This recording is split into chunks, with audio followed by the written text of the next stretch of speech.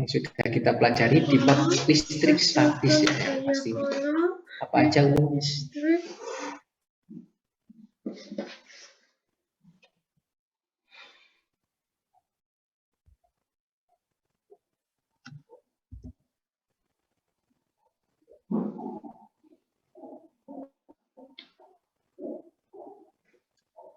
Bentar, Mister. Apa? Bentar, Mister. Ya. Ulum apa aja yang sudah kita pelajari di bab listrik statis? Sudah lupa? Daya kolom, Mister. Kemudian Muatan listrik. Resultan gaya kolom. Kemudian Medan listrik. Terakhir sampai apa? Potensi listrik sih. Terakhir sampai apa? Kuat medan listrik para plat konduktor. Oke, terakhir kalau nggak salah itu ya, kita sudah belajar potensial listrik ya. Benar ya? Saya lupa. Yang lain benar ya? Kita sudah belajar sampai potensial listrik juga potensial listrik ketika di dalam di dalam bola konduktor ya, pada bola konduktor. Betul ya? Oke. Nah, sekarang akan kita pelajari ya, anak. Oke, sebelum ke situ ya, saya ingin tanya sesuatu. Nah, coba terkait ini saya coba share whiteboard. Terkait materi medan listrik.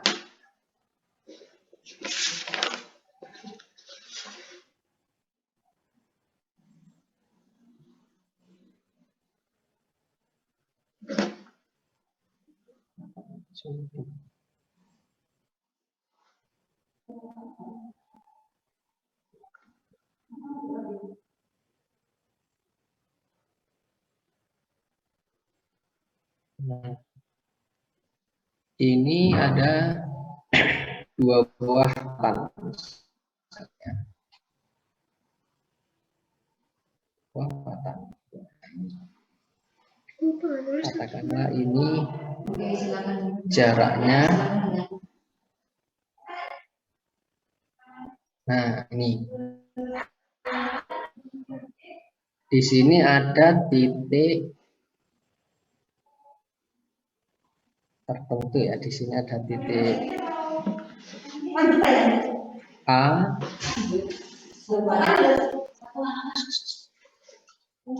Kemudian di sini ada titik B. Di sini ada titik C. Ini muatan positif, ini muatan positif.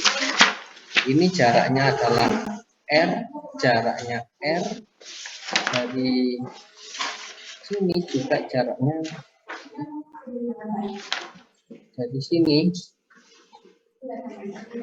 Ini juga jaraknya R ya. Tapi ini saya anggap jaraknya 2R. Nah, silakan di titik manakah dari A, B, C ini? Ya, ini Q-nya sama. Q di sini Q nilainya sama muatannya. Ini positif, ini positif. Di titik manakah kuat medan terkecil dan terbesar? Nah, ada yang bisa berani mencoba? Saya kasih waktu 3 menit, silakan. Nanti ada poin plus ya.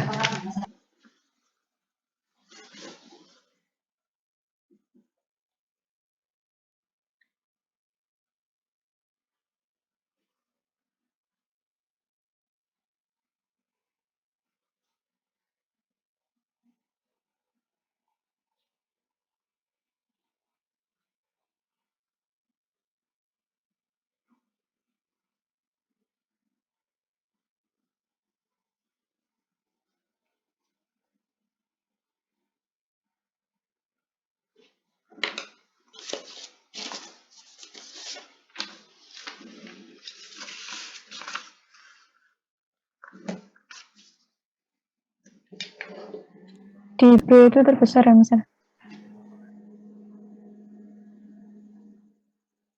Ya, gimana sih? Di B itu terbesar. Cynthia? Di B itu terkecil karena jaraknya paling besar dari yang lain. Kurang putus-putus, Cynthia. Itu terkecil karena jaraknya paling besar. Yang terkecil di mana? Yang terkecil, Cynthia? Di B. Oke, kalau Cynthia yang terkecil adalah B ya. B yang terkecil. Yang terbesar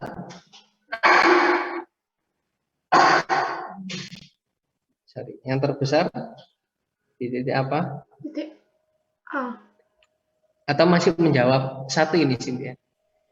Masih satu, Mas. Oke, alasannya kenapa? Soalnya jaraknya paling besar daripada yang lain. Jaraknya paling besar. C. Oke, boleh. Kita tunggu yang lain. Ini jawaban dari Cynthia. Oke, kita tunggu dulu yang lain.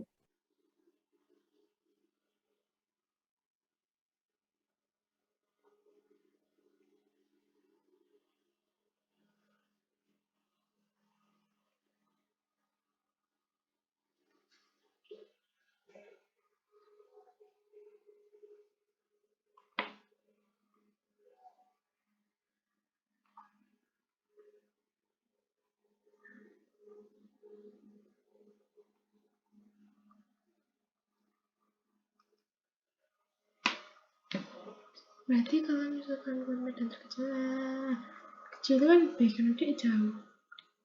Masa C? Kayaknya A itu 0. Oke, yang lain ada yang berani menjawabnya? Gimana sih?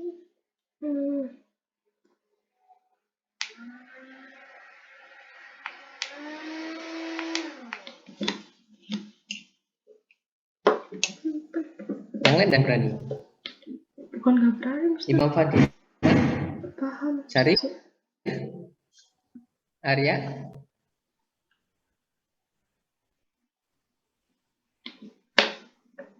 Ini tanpa hitungan sebenarnya cukup ya. Betul, paling tidak konsepnya hanya melihat kayak tadi yang disampaikan sama Cynthia ya, bahwa hanya melihat posisi dan sebagainya. Saya nyoba bisa. Ya gimana? Terbesarnya C bisa. C. Terbesar di C. Ya, Iya bisa. terbesar. Kalau terkecilnya, Syarif? Kecilnya sama bisa kayaknya B. B juga. Ya, soalnya 2 R R I 4 Baik. R. Kalau yang C R 3 R aja. Oh gitu. Menurut saya gitu bisa. Boleh, bagus. Tidak ada pemikiran. Oke, kita tunggu satu lagi paling tidak. Silakan, siapa yang lain?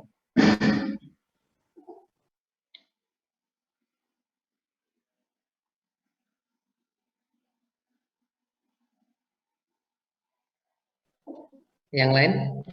Tidak ada yang berani mencoba? Oke, kalau gitu kita bahas saja karena waktunya sudah berlalu. Nah gini anak-anak, saya ingin tanya satu-satu. Misalkan ya, kita lihat di titik A. Di titik A itu dipengaruhi kuat med berapa macam? Di titik A.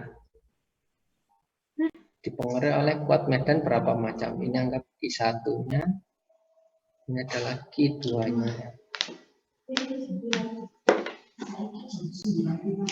Oke. Oleh berapa macam kuat medan di titik A? 2, Mister. Berapa Arya? 2. Oke. Satu. Oleh siapa saja Arya? Q1 dan Q2. Oke, betul. Nah, sekarang saya tanya. Berarti ada E1, ada E2 ya. E1 arahnya kemana akibat I1? Arya.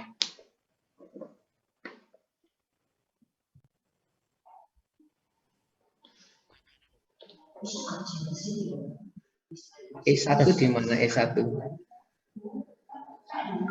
Ke kanan atau ke kiri? Atau ke atas atau ke bawah E1-nya? Atau yang lain bisa membantu menjawab? Kanan, Mister. Betul. Ini positif, arahnya selalu keluar. Sehingga E1 arahnya ke kanan. E2-nya arahnya ke kemana? Ke kanan atau ke kiri? Kiri. Ke kiri, betul. E2-nya arahnya ke kiri. Oke.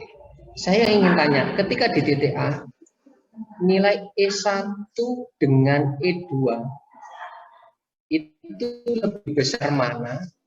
Atau sama? Sama. Kenapa sama, Cynthia?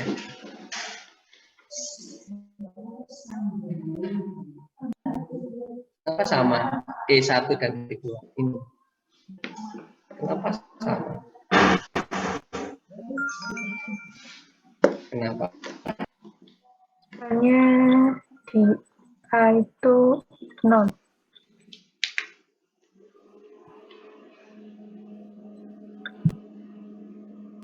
Karena apa? 0. Soalnya di A itu sama dengan 0. Mister. Kok bisa 0? Tahu dari mana 0? Nebak-nebak aja, Mister. Belum tentu ya. Yang saya tanyakan kenapa ini nilainya sama? Coba perhatikan. Rumusnya E apa, Cynthia? Dan yang lain. E sama dengan K kali Q per R kuadrat. I per R kuadrat ya.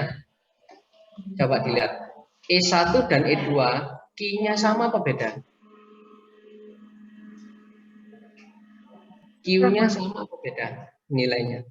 Sama. Sama. Jaraknya sama atau beda? Sama juga. Nah, itulah kenapa E1 sama dengan E2. Bisa dipahami.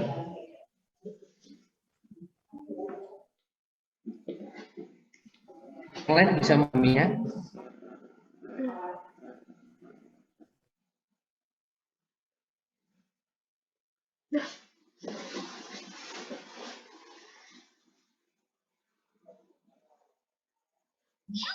Kalian bisa mendengar suara saya? Halo? Bisa, Mister. Bisa, Oke, bisa. bisa ya. Di titik A, sehingga di titik A nilai E totalnya itu adalah 0. Kenapa? Ini kan satu ke kanan, satu ke kiri. Tadi benar yang disampaikan Cynthia bahwa di titik A ini 0. Kebetulan karena ini tadi Q-nya sama, R-nya sama, dan arahnya berlawanan. Itu ya. Sekarang yang di titik B. Sekarang kita lihat titik B. Dia dipengaruhi oleh siapa? Q1 dan Q2 juga ada kan ya? Berarti ada E1, ada E2. Nah, sekarang saya ingin tanya ke Ananda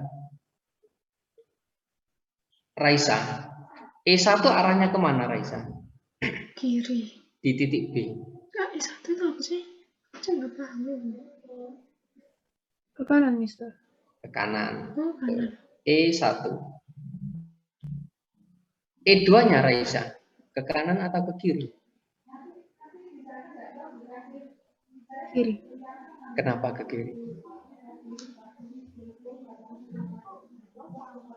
Karena memang arahnya, Mister. Ke kanan. Loh, kok bisa, Mister? Coba ini. Q2 positif atau negatif? Positif. Positif itu selalu keluar arahnya.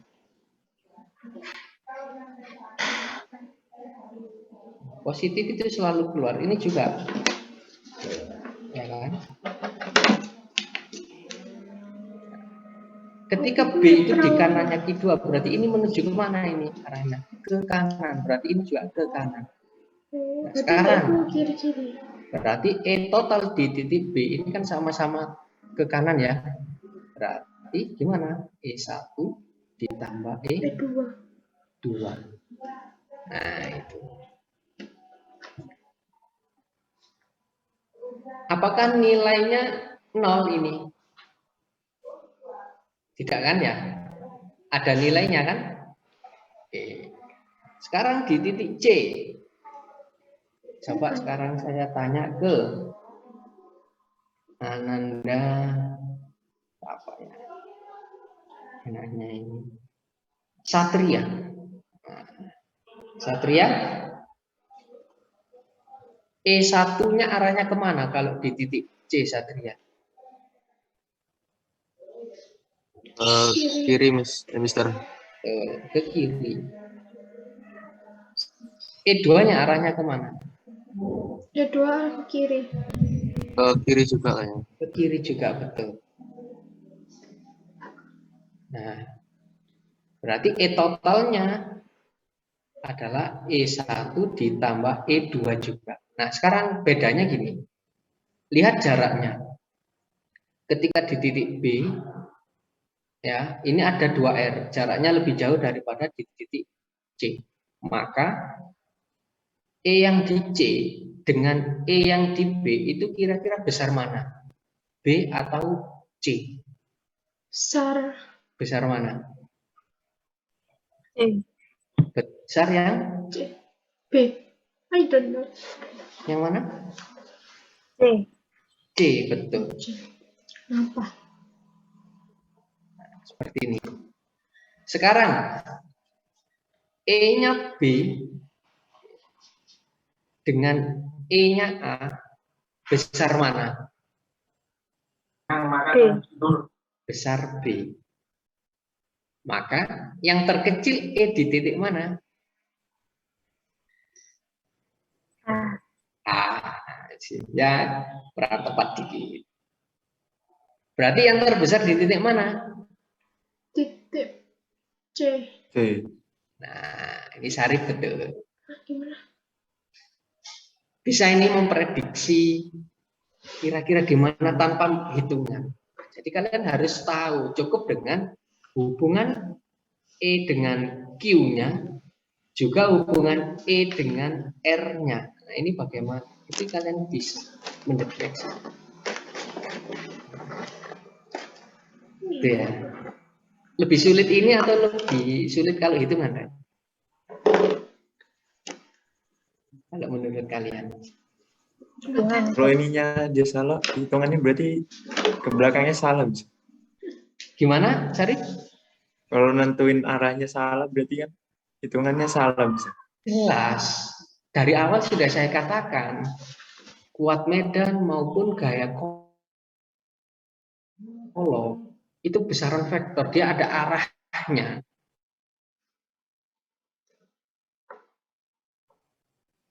Ya, harus ada resultannya, ya kan tadi? Nah, gitu. Gimana? Sulit mana? Kalau dari kalian enak menghitung atau menebak-nebak gini aja? Nebak-nebak, Mister. Gimana? Suka nebak gini? Enggak. Oke. Kalau yang lain? Gimana? Kalau Syarif? Yang hitung aja bisa. Lebih gampang itu. Lebih pasti bisa. Lebih pasti. Iya, kalian terbiasa hanya hitungan. Kalau soal konsep biasanya kadang bingung. Karena nggak jelas angkanya bagaimana. Sebenarnya ini jelas. Data ini jelas, nilainya Q itu jelas sama. Q1, Q2. R dan R2, 2R itu juga jelas angkanya. Cuma datanya jelas ya, cuma tidak diangkakan. Kalau gitu nanti ini dikeluarkan di PTS saja. Ya. Biar nggak usah ngitung, kalian menebak mana terbesar, mana terkecil, arahnya bagaimana. Nanti tinggal diganti, mungkin ini negatif, gitu ya. Atau satu negatif, satu positif, nah gitu aja. R-nya mungkin nanti yang di sini diganti 2R, di sini 3R atau gimana lah nanti ya. Oke. Ya, jadi ini adalah soal memprediksi. Kalian harus bisa mengolah data dengan menganalisis kalian. Ya, memprediksi kira-kira dari data ini yang terbesar yang mana, yang terkecil bagaimana. Gitu. Oke, saya rasa cukup untuk pemanasan, mengingatkan kembali materi yang sudah kita pelajari kemarin terkait kuat medan listrik. Nah, saya sekarang ingin melanjutkan materi di modul yang belum adalah ini. Nah, kapasitor ya. Oke, silakan bisa dilihat di buku catatannya. Kapasitor. Disiapkan catatannya.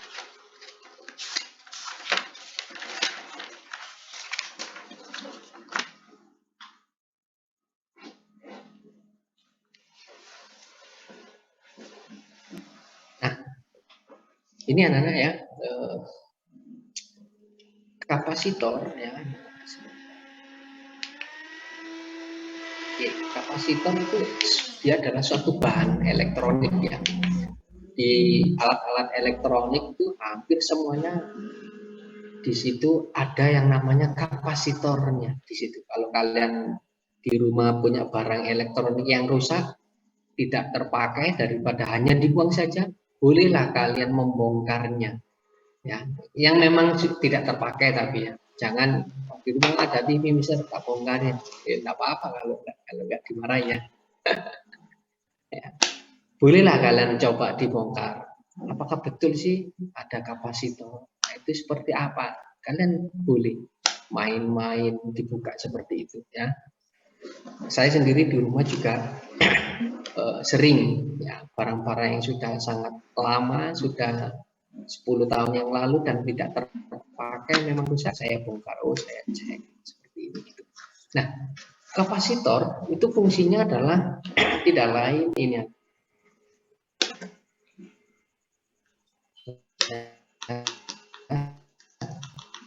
menyimpan muatan listrik. Nah, fungsinya di situ.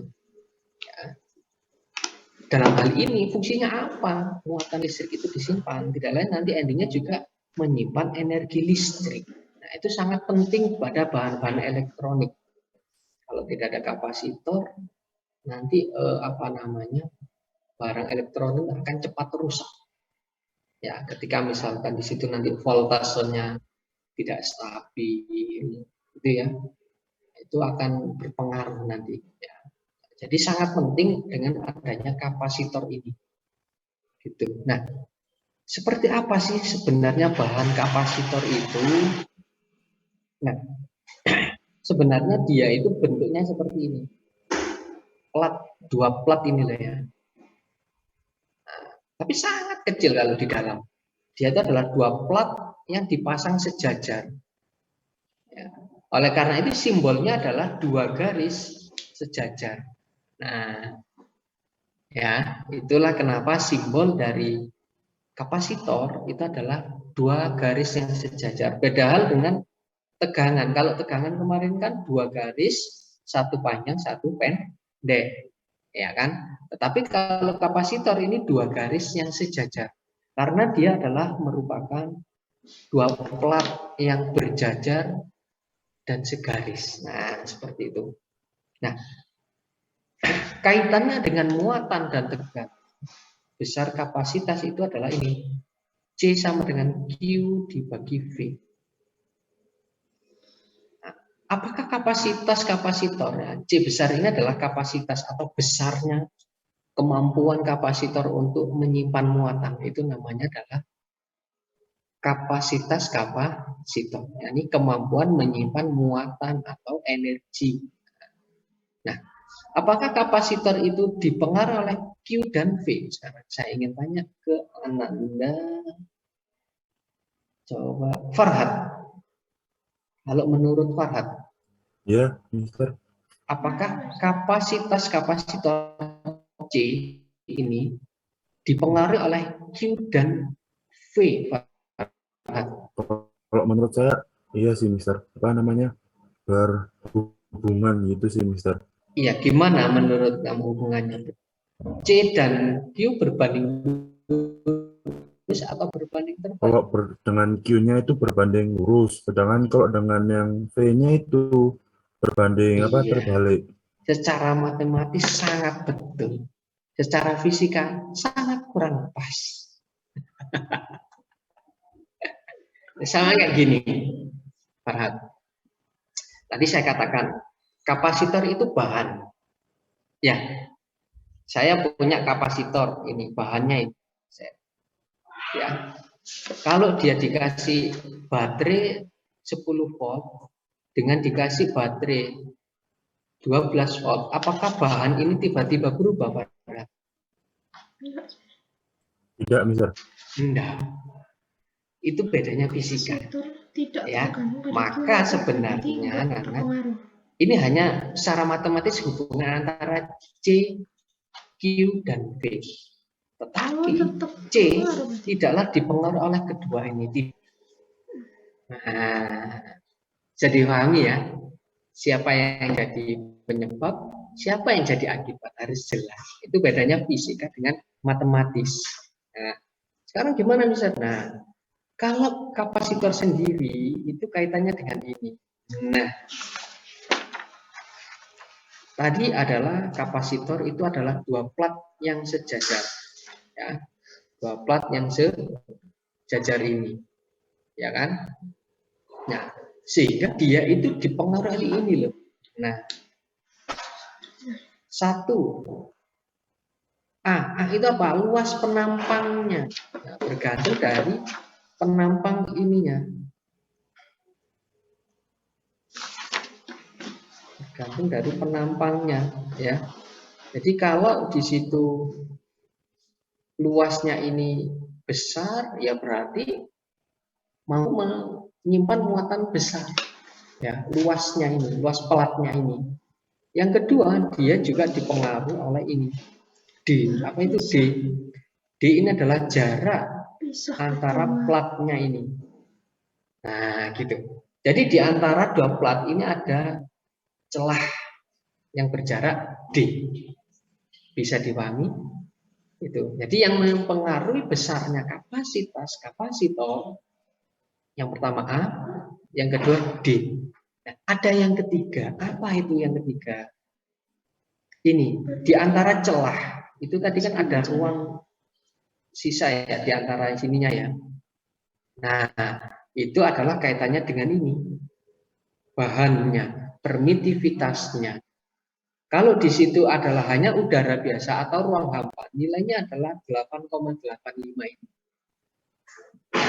Tetapi kalau di antara plat ini dikasih suatu bahan, misalkan dia itu yang namanya dikasih bahan dielektrik. Nah, ini beda hal lagi. Ya, kalau di antara plat itu dikasih bahan lagi di tengah-tengahnya, bukan udara, tapi dikasih bahan dielektrik, maka besar kapasitas kapasitor itu akan berubah lagi. Nah, ini ya di bawahnya. Nah, ini kaitannya dengan konstanta dielektriknya. Jadi misalkan nilai kapasitas kapasitor C itu katakanlah 20 mikrofarad.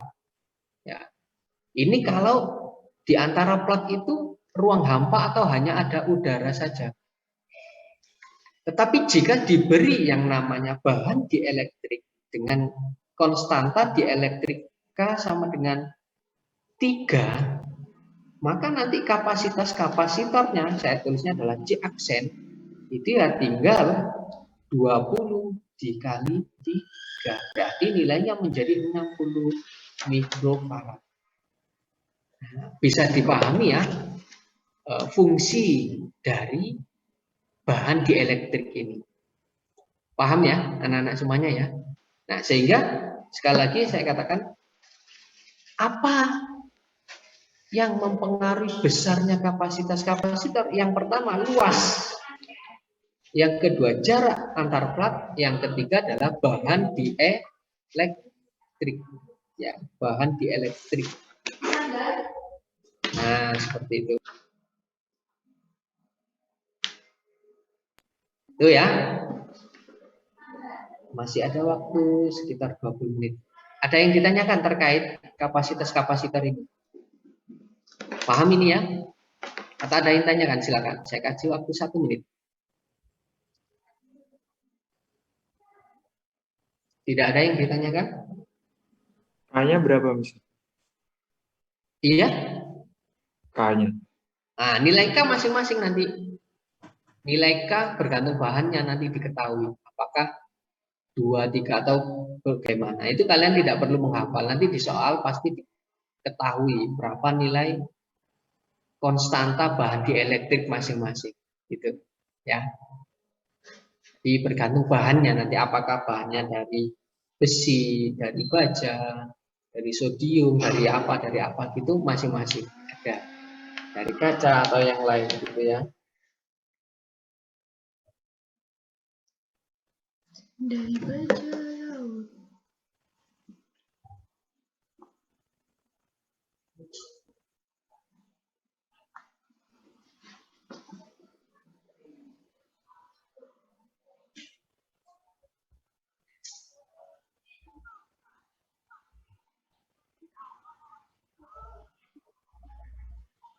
Oke, ada yang ditanyakan lagi? Tidak ada? Kalau tidak ada,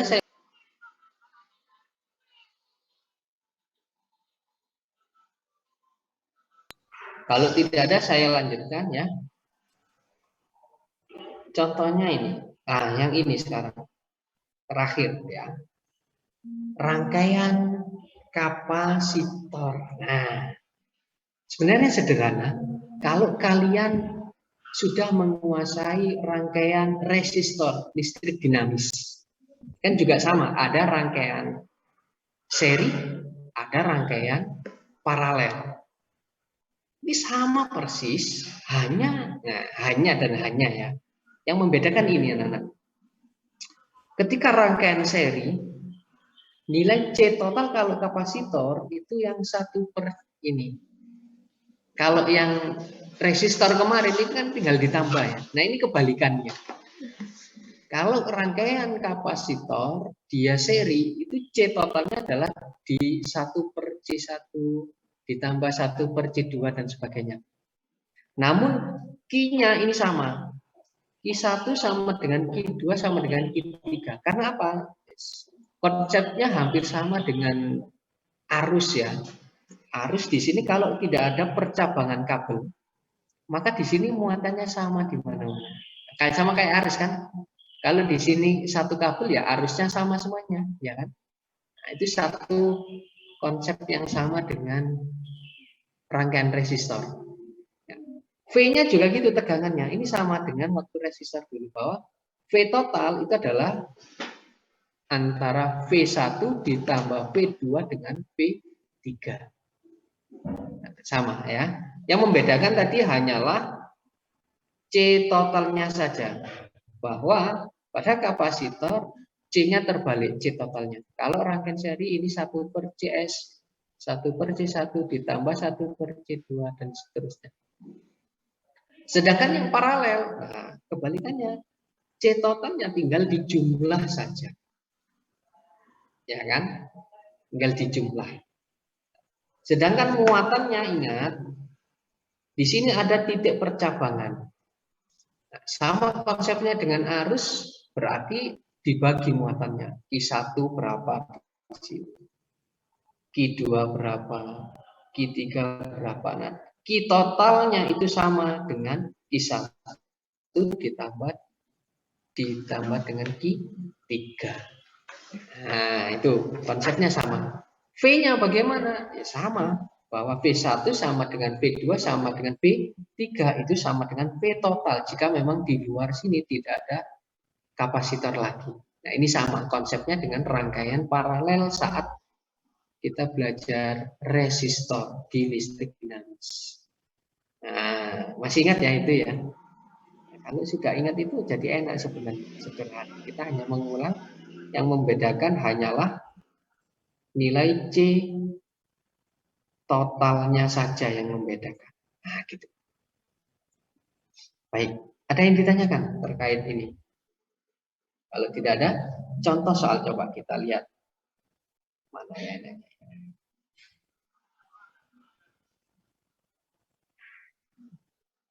Oke, contoh yang pertama ini aja. 3 buah kapasitor. Nah, ini ada 3 kapasitor. Dirangkai seri dulu. Nah, nanti yang soal kedua dirangkai paralel. Ini rangkai seri. Berapakah kapasitas kapasitor? Ya, kapasitansi itu nama lainnya adalah ini. Kapasitansi itu nama lainnya tadi adalah kapasitas kapasitor. Kapasitor. Ini sama. C totalnya itu loh berapa? Nah, kalau dirangkai seri berapa ini? Tadi kalau rangkaian seri kan tinggal 1 per C seri sama dengan 1 per C1 ditambah 1 per C2 ditambah 1 per C3. Nah, gitu kan? Ya berarti tinggal dimasukkan 1 per 2 ditambah 1 per 3 ditambah 1 per 6. Berapa ini kira-kira? Per 6. Wah, silakan. 1 menit. 1. Berapa? 1 ya.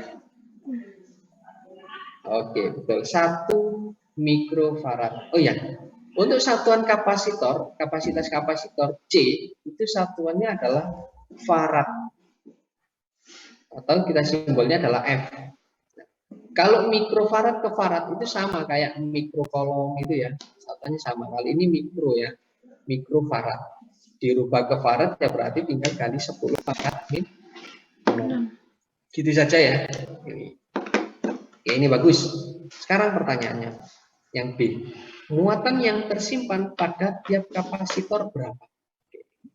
Yang sekarang yang B. Ada yang berani menjawab? Silakan. Saya kasih waktu 1 menit.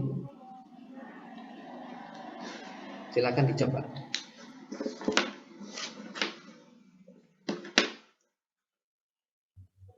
Pertanyaan yang B ya. Berapakah muatan yang tersimpan pada tiap kapasitor?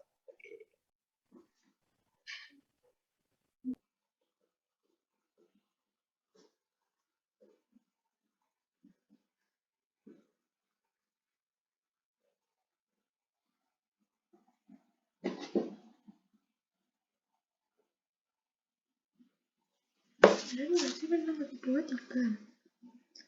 Nomor 3 2, nomor 1. 12 plus 10 pangkat min 6. Iya. Q sama dengan I sama dengan C kali B. berarti C-nya 10 pangkat min 6. min 6, V-nya 12. sehingga nilainya adalah 12. Kali 10 pangkat min 6. Satuannya apa ini?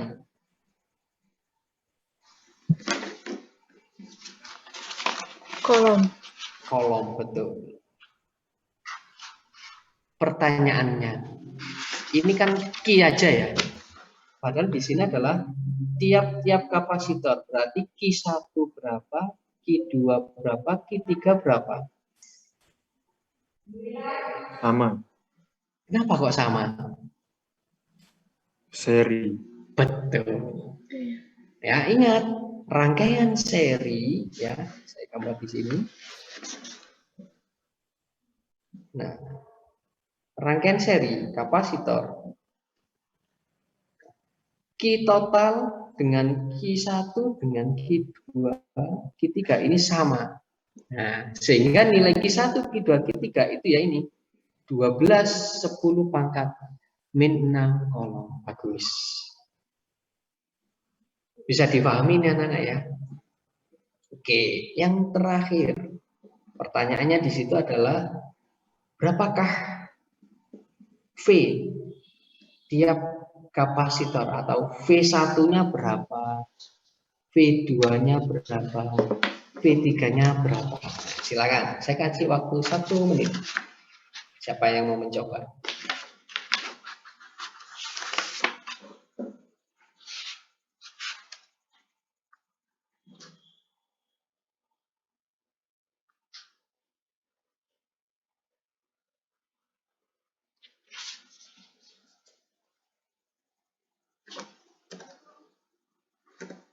Tapi kalau V-nya itu sama dengan Q per C dulu.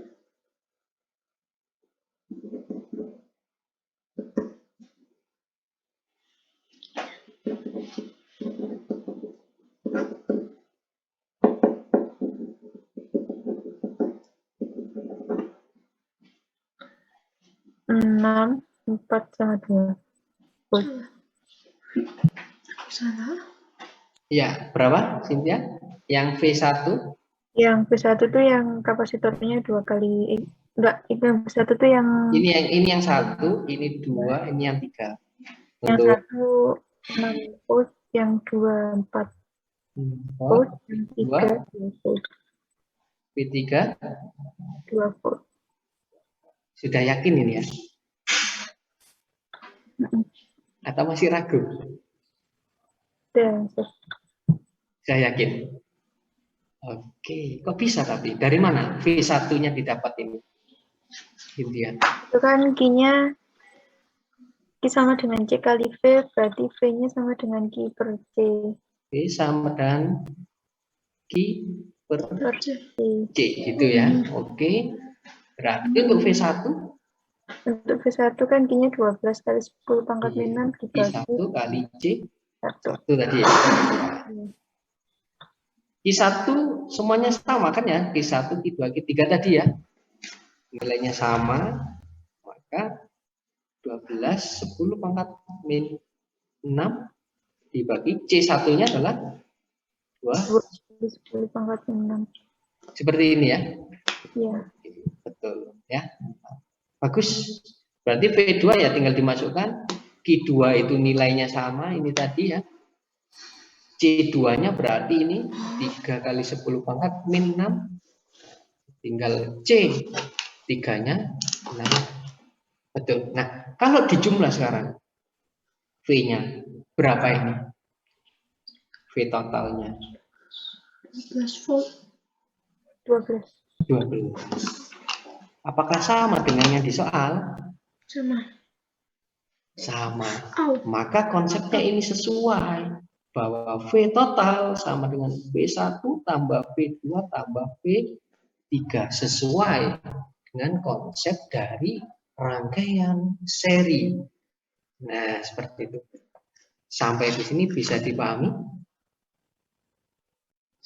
Sudah deal ya? Jadi sebenarnya sama konsepnya dengan ketika kalian mengerjakan rangkaian resistor dulu. Hanya bedanya mencari C totalnya aja yang kita terbalik. Seperti itu ya. Oke, silakan. Ada yang ingin ditanyakan anak-anak? Terkait materi terakhir kita, yakni pada bab listrik statis. Nah, gitu. Silakan, ada yang ingin ditanyakan? Tadi itu 2 kali 10. Sudah paham semua kan? 6 itu dari mana? Iya, di HP. Tinggal nanti latihan soal, dan ini yang terakhir adalah energi pada kapasitor yang tersimpan. Itu sebenarnya gini. Ini kalian rumusin, bisa kalian modifikasi hubungannya dengan ini tadi adalah C sama dengan Q per V, iya kan? Nah, misalkan C-nya yang kita rubah, ini bisa dirubah menjadi setengah. C-nya kita ganti Q per V dikalikan V kuadrat. Nah, ini kita congek V-nya 1. Congek. Rumus yang kedua bisa muncul setengah Q V. Ini boleh. Ya, bergantung nanti yang diketahui yang mana. Dari rumus ini juga misalkan berarti V sama dengan Q per C, gitu ya. Rumus ini kita modifikasi, misalkan di sini ya, maka W sama dengan setengah C, V-nya kita rubah Q per C kuadrat. Ya kan? Maka di sini muncul setengah C Q kuadrat per C kuadrat. Nah, ini C-nya kita congek satu. Set. Hasilnya adalah berarti energinya adalah setengah Q kuadrat per C. Nah, ada 3 rumus untuk energi yang tersimpan pada kapasitor. Nah, nanti pakai yang mana? Bergantung dari soalnya. Apakah harus dihafal semua? Misalnya tidak harus. Ya. Loh, Syarif iki kan sapa? Made ya. Made di rumahmu tak Syarif? Apa kamu sih di rumah Di Made? rumahnya bisa. Wah. Rumah saya Matlis, Oh, dekat emang. dekat misal. Oh iya ya. Sekalian minta cemilan yang banyak. Oke. Sampai di sini ada yang ditanyakan terkait materi listrik statis sudah berakhir. Nah, minggu depan insya Allah ulangan. Ya, siap-siap persiapan PTS kita ulangan dulu. Babnya adalah bab listrik dinamis dan listrik statis. Setelah nanti teknisnya seperti apa nanti saya share ya. Sampai Oke, kapasitor bisa. Gimana? Sampai materi ini juga. Iya dong. Ya, kan untuk merefresh sebelum PTS biar kalian siap, gitu ya. Oke, saya rasa untuk pertemuan hari ini cukup. Silakan sekali lagi barangkali masih ada yang ingin ditanyakan, masih ada waktu sekitar 1 menit. Silakan. Sudah paham semuanya ini ya materi kita? Sudah? Kalau tidak ada, kalian bisa Zoom ya. Terima kasih, semoga bermanfaat. Semoga kalian benar-benar bisa memahami dan siap untuk PTS-nya. Nah, untuk tugas nanti silakan dilihat di Google Classroom ya. Terima kasih. Assalamualaikum warahmatullahi wabarakatuh.